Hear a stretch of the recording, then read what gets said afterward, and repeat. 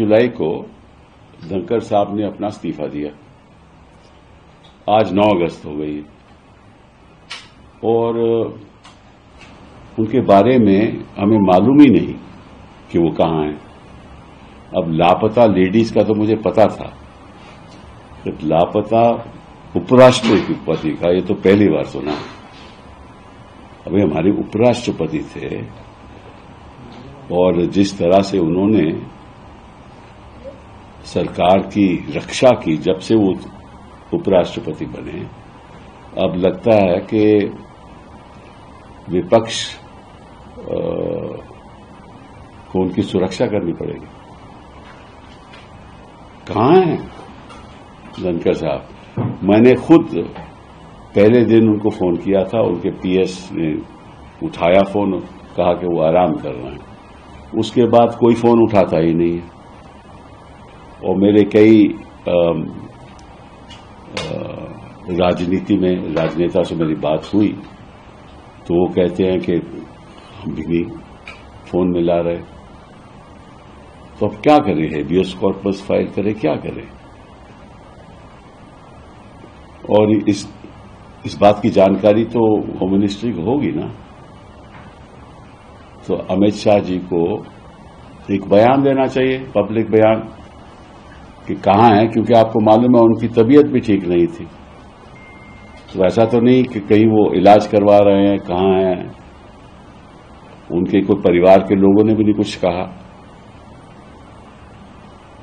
तो इशू क्या है?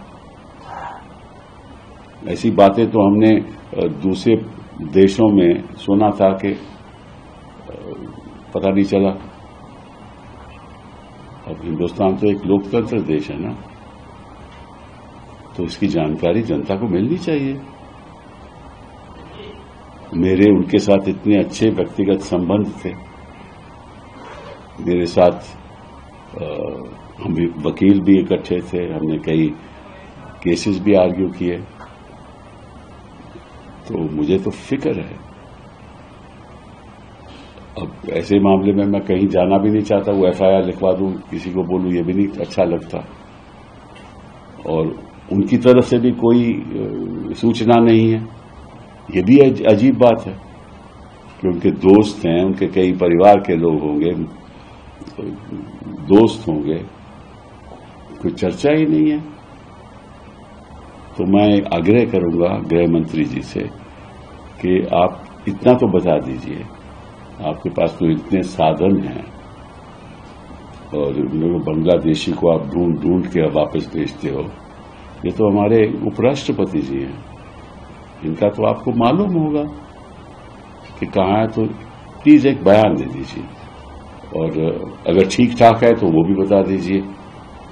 और अगर क्योंकि वो अगर जहां भी हैं, क्योंकि उनके अपने ऑफिशियल रेजिडेंस तो है नहीं, वहां तो है नहीं ना, तो जहां भी हैं हम भी जाकर मिल लेंगे। क्योंकि जो उपराष्ट्रपति के नए चुनाव हैं वो तो उनमें तो थोड़ी देरी है ना, अभी सितंबर में होंगे। तो सितंबर से पहले हमारी मुलाकात हो जाए तो अच्छा रहेगा ना, कि हम भी कहेंगे कि वो सुरक्षित है, सब ठीक ठाक है और स्वस्थ हैं। ये जरूरी है, क्योंकि कोई ऐसा हिंदुस्तान के इतिहास में आज तक नहीं हुआ। पहले तो इस तरह से कोई इस्तीफा नहीं दिया किसी ने, और फिर उसके बाद मालूम ही नहीं कहां है। तो मुझे थोड़ा फिक्र है। बहुत बहुत धन्यवाद।